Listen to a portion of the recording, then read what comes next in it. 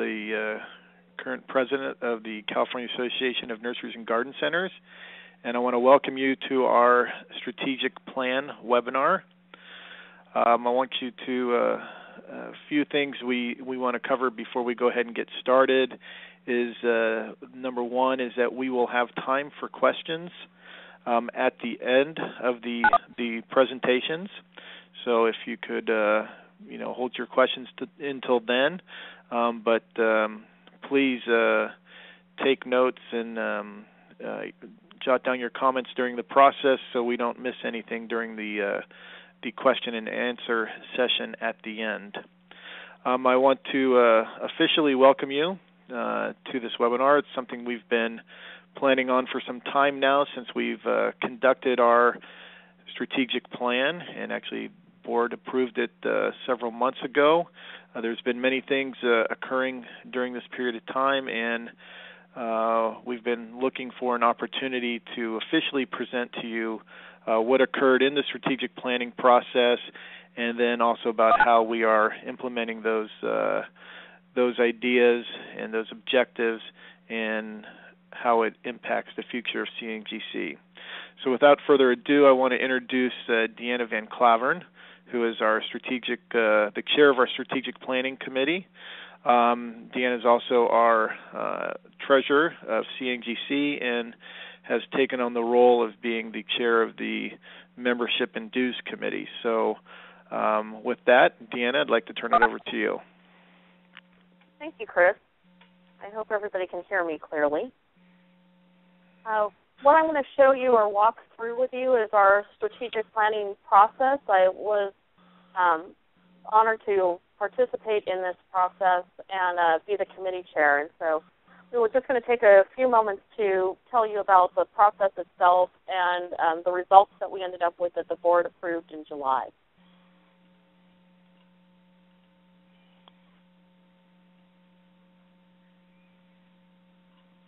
So just for your information, I'm with Generation Growers. Our company is based out of Modesto, and as Chris had mentioned, Strategic Planning Committee Chair and also the board treasurer. Wanted to show you our committee members. We were fortunate as well to get a diversity of industry participants from around the state of California. Ashley Gill, Eric Osakawa, Mike Zavino, Dave Cox, Robert Crudup, Michael France, Hap Kellogg, Preston Oka, Lauren Oakey, and Lee Wozniak, as well as a facilitator, Jeff Hensley with Hensley Associates, that helped us with the process. Just to give you an overview of the timeline, October 2011, the board approved the formation of the Strategic Planning Committee, and at that time we went through a process to hire a facilitator, and we selected Jeff Hensley. In November 2011, the committee met and began outlining some goals and structure for the committee.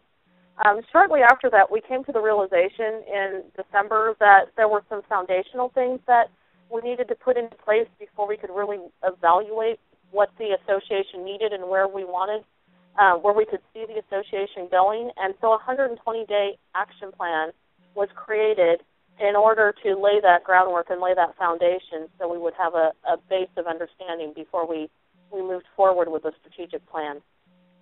In January of 2012, Ashley Gill, Dave Cox, and myself met with the staff to go through the action plan, set some goals, and put some timelines in place in order for us to gather enough data for us to move forward with the planning process. In May of 2012, we felt that we had enough time with the action plan in place, that we put out an online survey that was conducted by Meta Research.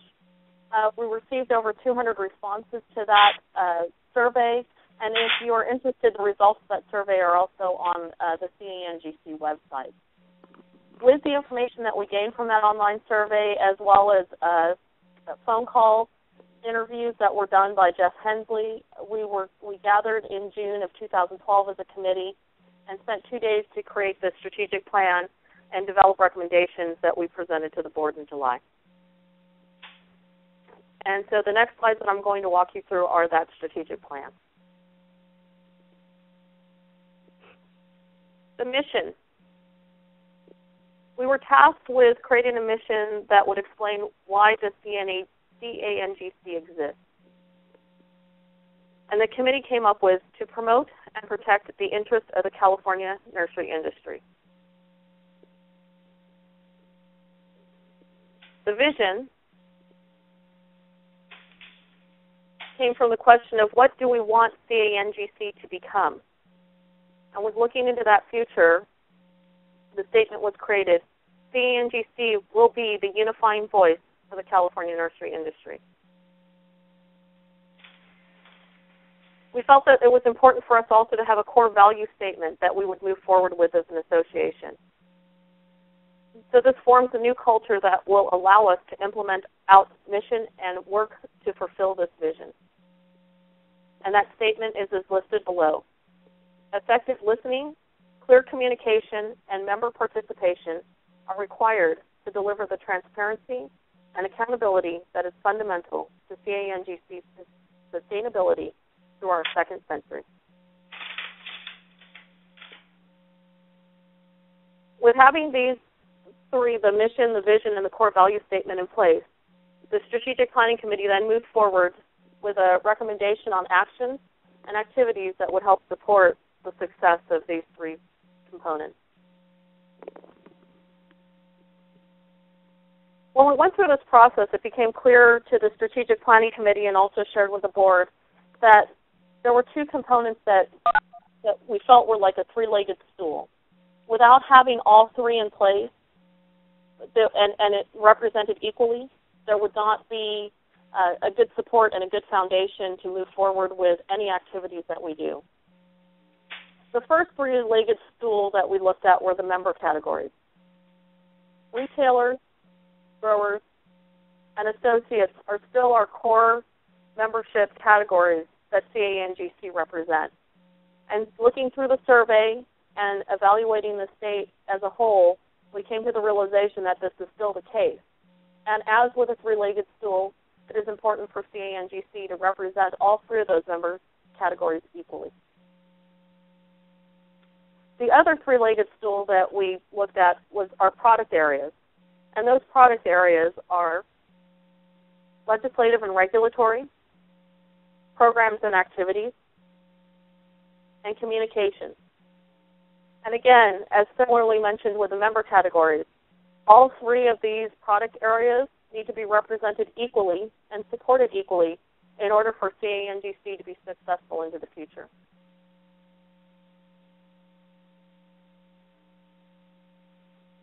The next slides that I'm going to show you are the recommendations that we presented to the board, which was approved on July 12th.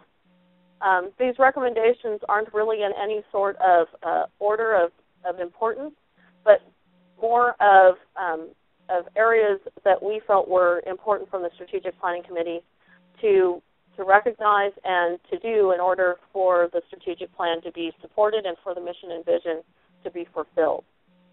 Also, the full document from the strategic plan is also posted on the CANGC website, and what I've taken is just excerpts out of that. The first recommendation was for CANGC to adhere to the mission, vision, and values. This would be done first by adopting new bylaws that align with the mission, vision, and values. And as we have gone through since July, there fortunately are just some minor tweakings that we need to do in order to get our bylaws to be aligned to these three new areas. The second thing is to state the vision, mission, and values at the beginning of every meeting to help keep in clear mind with the committees and with the board and other activities that we do of what our vision, our mission, and our core value statements are as we move forward as an association. And that the mission, vision, and values are added to all CANGC communication materials. And for those of you who've had an opportunity to visit our website, you'll notice that it is on our homepage now currently. And then lastly, to create a communication plan to share the strategic plan with the membership. One of the ways that we're doing that is with this webinar that you're listening to today. We also are planning and have had many opportunities that are offered to us from other companies throughout the state of California for us to have regional type events where we are sharing this information with folks throughout the the nursery, our nursery group. Recommendation number 2. The management group will hire an ambassador who will follow key nursery and broader industry issues, reach out to members, industry non-members, and media, and conduct necessary public outreach to promote the organization. And just to clarify for those of you who may not have been in the process as the association has transitioned, we are currently being supported by a staff that is part of a management team, and so the association has hired this management team who manages other agricultural associations to help us move forward. So when we're speaking of the management group, we're speaking of the group that is led and guided by Chris Zanabini and has allowed us to have a staff that is broad-reaching and a very talented group that can help us move forward as an association, but is not a standalone staff that's specific just to CANGC.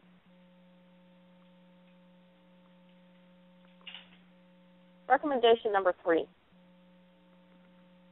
funding recommendations. One of the funding recommendations was to maintain the 2012-13 budget with the following adjustments. It was suggested that we should reduce the legislative regulatory spending and minimize meeting costs where possible. It was also recommended that the reallocated funds from the above would go towards the implementation of a membership campaign. We also suggested that CANGC board would lead a capital campaign to help finance the strategic plan implementation and the recommendations that were presented to the board. And this capital campaign group has also started about 2 months ago, 6 to 8 weeks ago.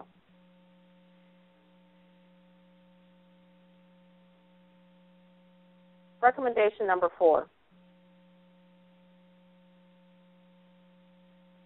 Define CANGC's products into 3 categories, and this is the item that I had mentioned at the beginning of the presentation prior to starting the recommendation. The importance of this 3-legged stool representing legislative and regulatory concerns, being actively involved in creating programs for our membership, and having communications that help support our industry and our membership as a whole.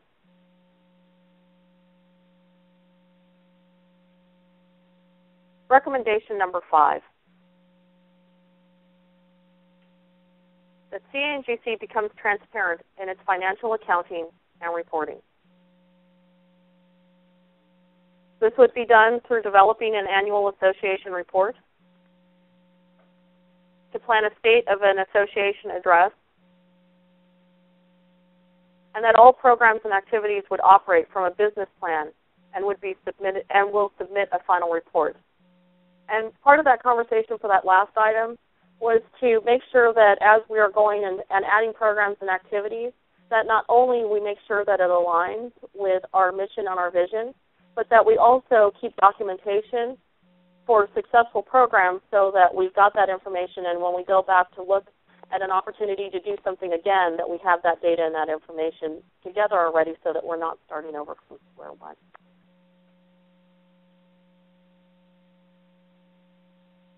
Recommendation number 6, the feedback loop with membership. And this kind of feeds a little bit off of the last part of recommendation number 5. To create open communication with members and aligned partners.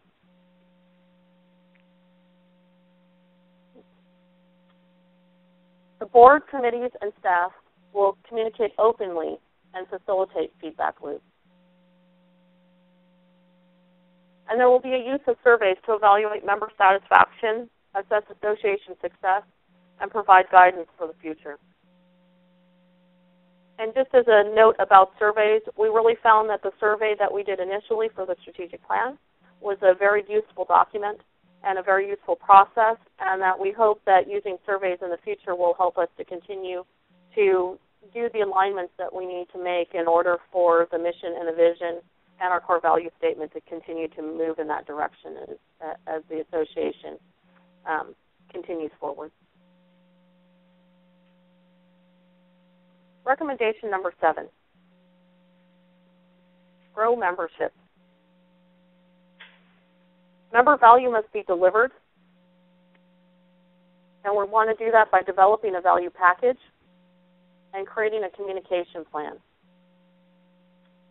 And then also an understanding that there are 3 major membership categories: retailer, grower, and associate. Again, as mentioned at the beginning of the strategic plan presentation.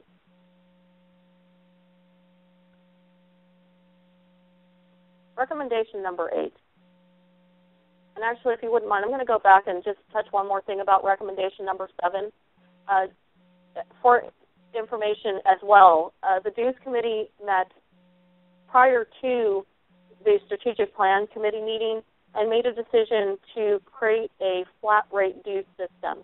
That dues system is $750 for the retail grower members and $500 for the associate members.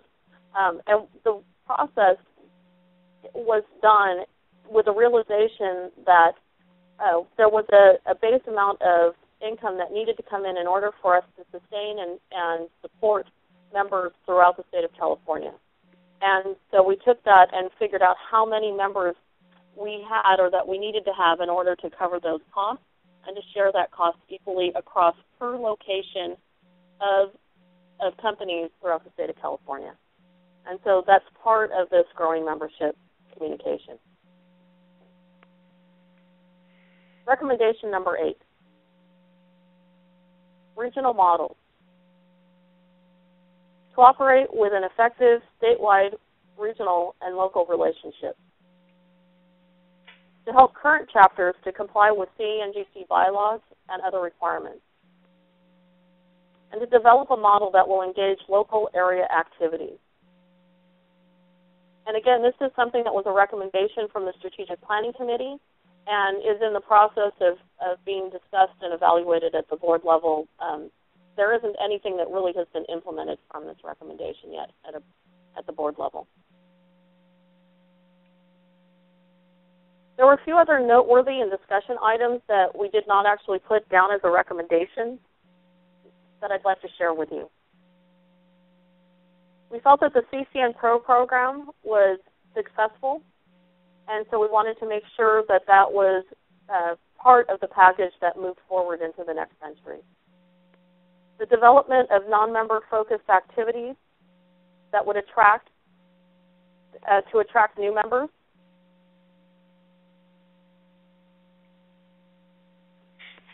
The counter scholarships, a discussion about counter scholarships being offered to help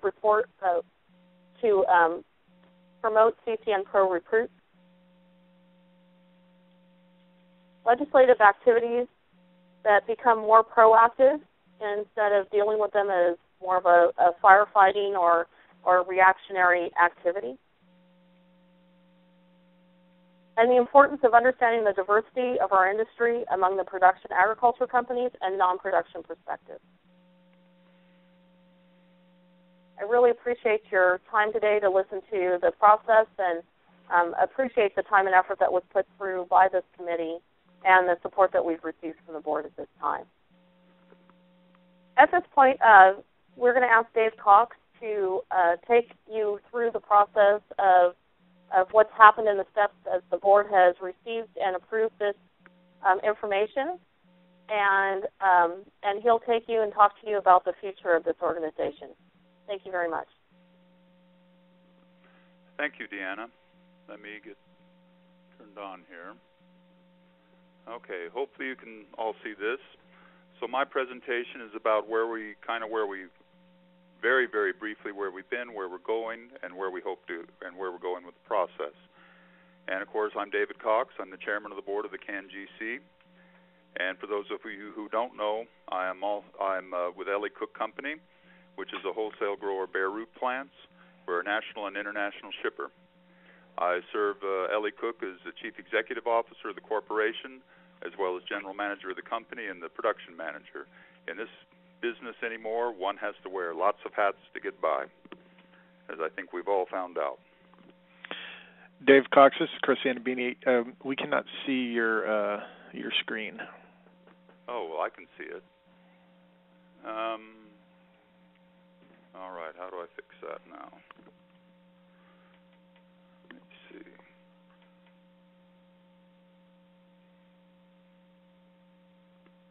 Oh. There we go.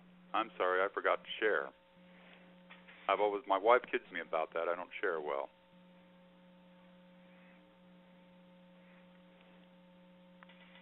Okay. Well, Perfect. This is where I started from, and you've already heard this one, so we don't have to go back and do it. My apologies. So where are we right now? As Deanna indicated, we have a new management group that's managing us for just slightly over 2 years now. This was necessary for mainly financial reasons, but there were some other reasons as well. And I'm not going to go into all those because that's the past and we're dealing with the future. So what the new team offers.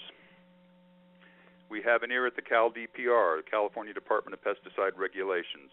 And I apologize for all the acronyms I use through this. I will try to explain them as I go. I found over the years nursery regulation is a bunch of alphabet soup. So we have an ear at the CalDPR, Department of Pesticide Regulation, on a regular basis. In the past, we had representation on an irregular basis, mainly issue-driven. Now we have someone who's engaged in that department all the time. So we have steady representation. Representation of most all of the various invasive groups. Plants, insects, pathogens. There's an invasive group for almost everything that comes to mind, and a few you probably haven't even thought of. We have a seat at the table of most of those, including the plant right group, which the Nursery Association had a continuing relationship with. Soares and Brown, our legislative consultants here in California, have been retained, but we've added the regulatory knowledge from inside CDFA via Tad Bell, who comes with the management team, and he has been very helpful in our efforts there, as you'll find out in one of my examples. Tom O'Brien, who has represented us on a federal level, is still in business with us and has been helpful as well. So we have lots of different people doing different functions at the same time, just not one person doing lots of different things as we did in the past. In the past, you could only go to so many meetings. One person can only go so far and retain so much knowledge. Now we have lots of people doing it under a coordinated umbrella, so we get a bigger bang for the buck. Okay, an example of one of the current issues that we've been undergoing now that has impacted us greatly, or potentially could greatly, is the ACP, which is Asian citrus psyllid, HLB, Wong Long Bing, or citrus greening issues. These are undergoing right now. There is a federal or state quarantine here in California for HLB at retail. So under the rules the way they are, the growers must use certified sources of plant material.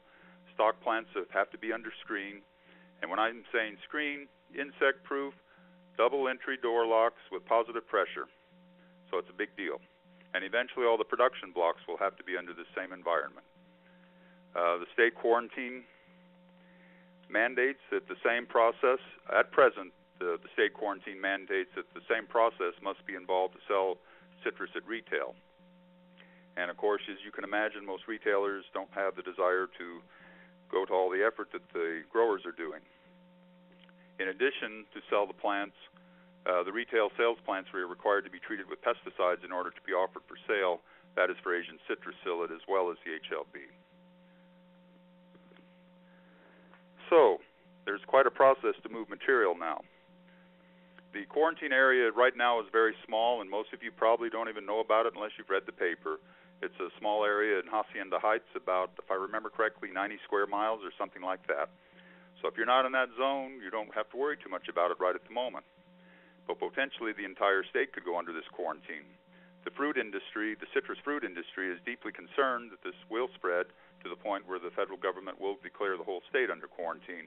And then these rules that are set up in Hacienda Heights will apply to every retailer that sells citrus in the entire state. So it's a little deal now, but it could become a big deal. When we first learned of this, we started working with the Soares group as well as Tad Bell, And between them, they gave us the directions to turn to so we can show that the fruit growers there is another way to achieve the goals they want of safety. All the research has been science-based, and basically most of it did exist, so it was a matter of collecting what was necessary to show the fruit growers that the work had been done. It involved lots of meetings with nurseries, CDFA, California Department of Food and Agriculture, and the various citrus fruit groups that exist to protect the citrus industry. So we have results now. There is hope for resumed commerce. A draft compliance agreement for nurseries, retailers, and growers based on sound science is being vetted through right now.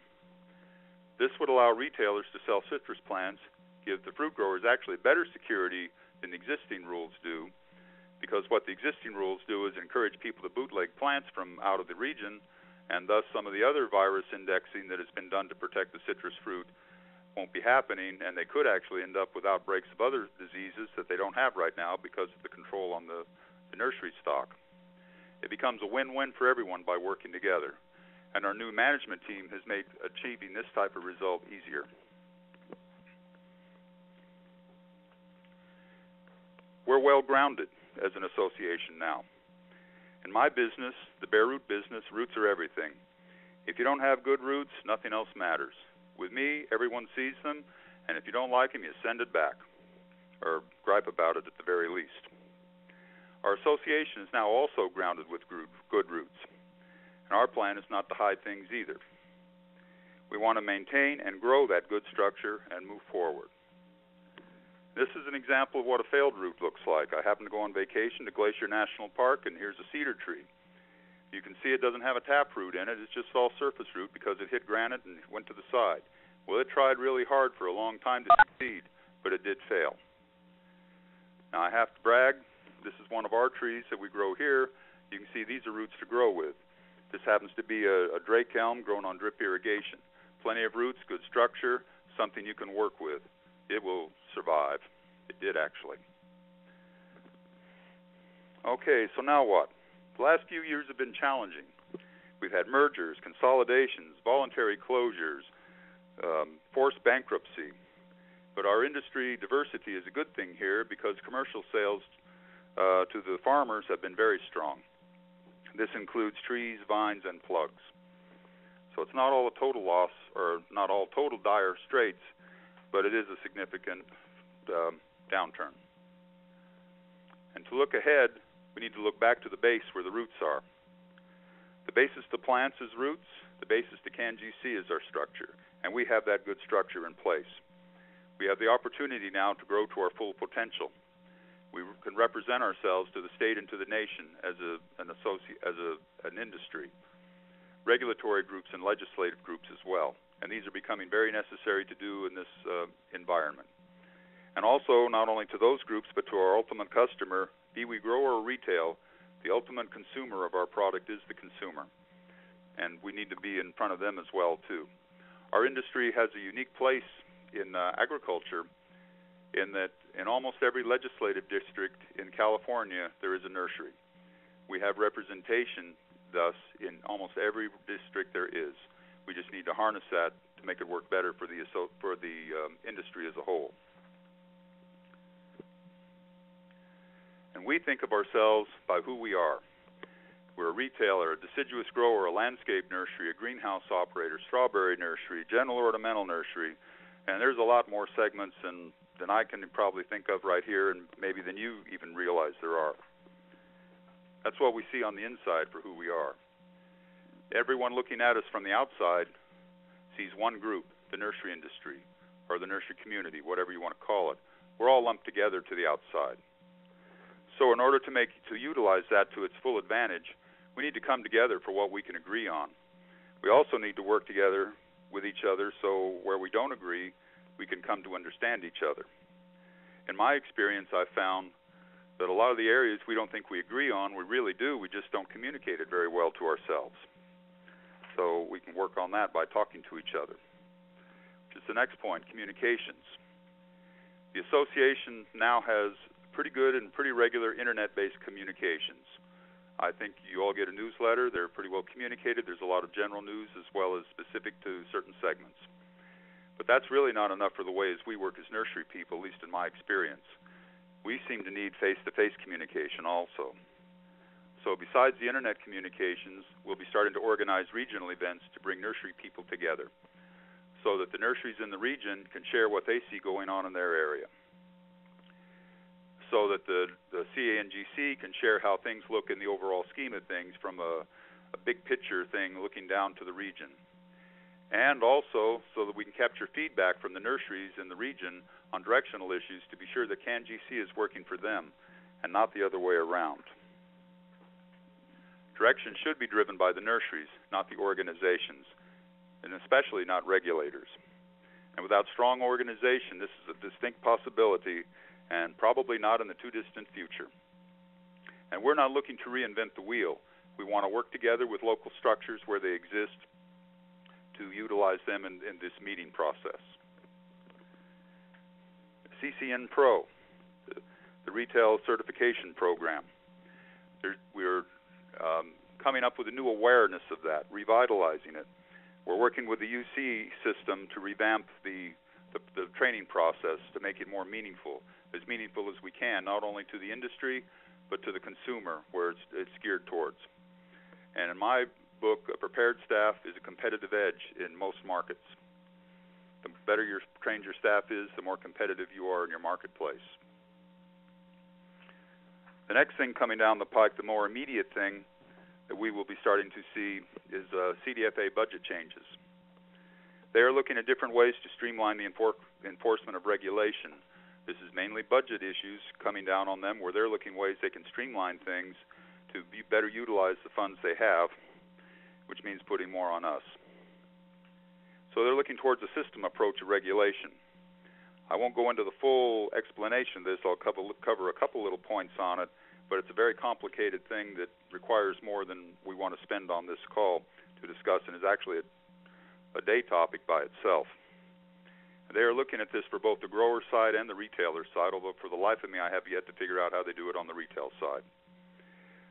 What this system looks at, it looks at critical points of production. There's different places within your group, your business cycles that you're looking for different things to stop the introduction of pest and disease. They look at those points. It's audit-based rather than inspection-based. And it's just not CDFA looking to look at this. APHIS, Animal Plant Health Inspection Service of USDA, and the National Plant Board, NPB, is looking at it as well. And everyone's looking at it for the same reason. There is no money to do anything, neither in government or actually in the nursery industry. And while these things are all noble things to do, if they're not implemented in a proper manner, they can be a significant burden on the nurseries. It's best to show the regulators how it works rather than tell us how they think it should work. If you let them do it, you'll get 600 pages written by 10 lawyers. I guarantee. I've seen it. Some of you other people have too. So this is one example of being proactive. As time goes by, there will be many more. Yes, there'll be surprises. No one can anticipate everything. But the more we work together, the less likely the surprises are to be major, and the more likely they are to be a small bump in the road. I sort of stole this in thinking about some things. Benjamin Franklin, as he was signing the Declaration of Independence, made a comment about either we will hang together or we will surely hang separately. I thought that was half appropriate for us, because either we have to thrive together as a collective industry or we'll hang separately one by one, and that's our choice. The time's now. There's no longer any tomorrow. There's limited resources in our industry, and so joining together as a single unit becomes more necessary as we go forward. And that ends my presentation. So let me pass this back to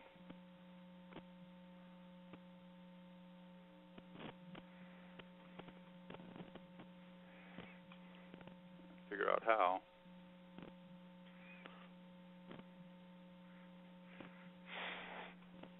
Okay, at this time, you are welcome to use the Q&A tool within the webinar to ask questions to Deanna, Dave, or even myself, and we will do the best to answer those as quickly and promptly as possible.